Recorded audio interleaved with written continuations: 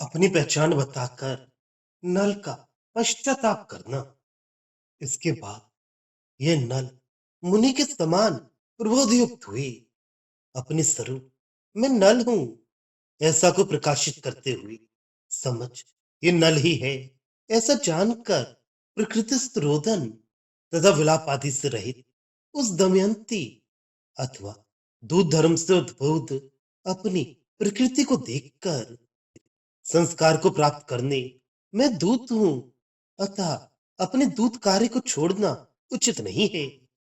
ऐसे संस्कार के उत्पन्न होने से वचन बोले शास्त्र आदि अभ्यास तथा योग आदि के द्वारा संसार के आवागमन को दूर करने में समर्थ ज्ञान को पाया हुआ योगी अपने को स्वप्रकाश सच्चिदानंद स्वरूप अहम ब्रह्मस्मि अर्थात मैं ब्रह्म हूं ऐसा जान लेता है।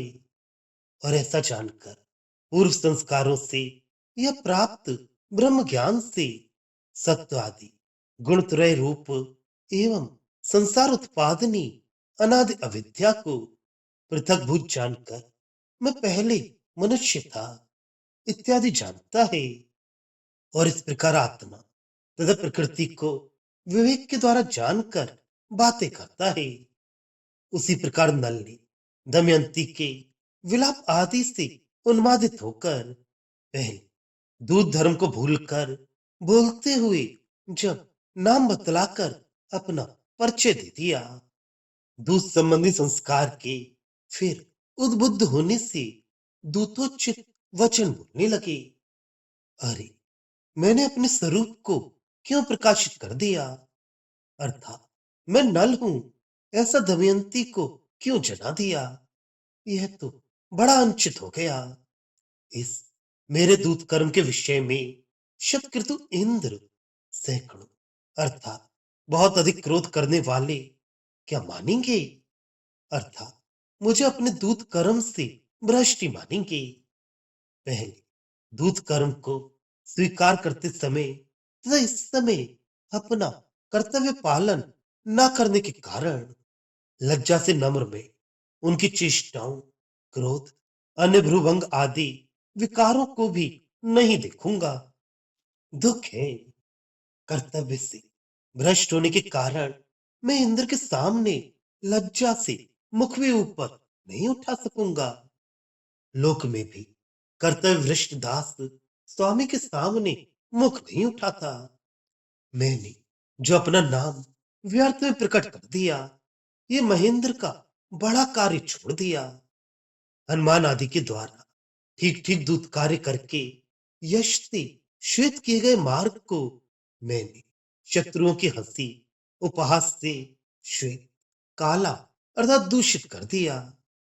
हनुमान आदि दूतों ने अपना दूत कार्य यथोचित करके यश प्राप्त किया तथा मैंने अपने नाम को यहां बतलाकर बड़ा अनुचित किया। अतः मेरे शत्रु इंद्र आदि दिक्पालों का दूत कार्य स्वीकार कर नल ने वहां पर अपना ही कार्य सिद्ध किया या इंद्र आदि का नहीं किया ऐसा उपहास करेंगे। इस प्रकार कर्तव्य भ्रष्ट होकर मैंने शत्रुओं का उपहास प्राप्त किया अथवा एक कार्य स्वनाम प्रकाशन मैंने बुद्धि से नहीं किया अर्थात अबुद्धि पूर्वक उन्मादित होने से अज्ञान पूर्वक किया अतः मेरा कोई अपराध नहीं है।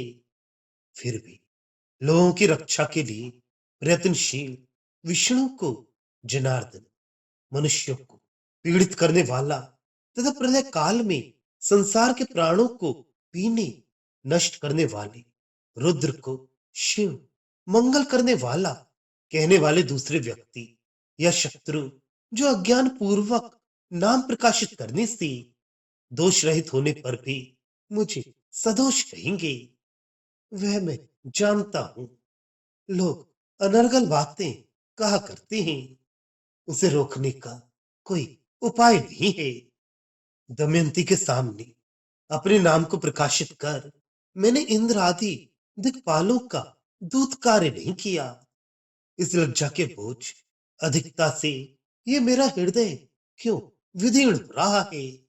ऐसा होना उचित नहीं है, क्योंकि विभुत इंद्रादि देव, विशिष्ट ज्ञान वाले पंडित इसकी अर्थात मेरे हृदय की शुद्धि को अच्छी तरह जाने। वे देवता प्रकाशमान सर्वांतर्यामी होने से स्पष्ट दिखलाई पड़ता हुआ इस तख्त मेरी निष्कपट वृत्ति को जाने। लोगों के मुख पर हाथ कौन रखेगा, अर्थात लोगों के मुख को कौन बंद करेगा, अर्थात कोई नहीं। दुनिया के लोग चाहे कुछ कहें, सर्वांतर्यामी देवता मेरी निष्कपट वृत्ति को जानते हैं, अतः मुझे लज्जित एवं दुखित नहीं होना चाहिए। इस चैतन्य मैं दूत हूं ऐसे ज्ञान से मेरा परिश्रम दूत कर्म सफल है। उस चेतना को बलवान देव ने ही नष्ट कर दिया। देववश मेरा चैतन्य ही नष्ट हो गया। अन्यथा मैं अपना नाम कदापि प्रकाशित नहीं करता, अतः मेरा कोई अपराध नहीं है, क्योंकि दैवेच्छा से नाशशील पदार्थ को देवेंद्र भी ठीक करने के लिए समर्थ नहीं है। तो मनुष्य होकर मैं कैसे ठीक कर सकता हूं? अतः मुझे अपने को कर्तव्य भ्रष्ट नहीं मानना चाहिए।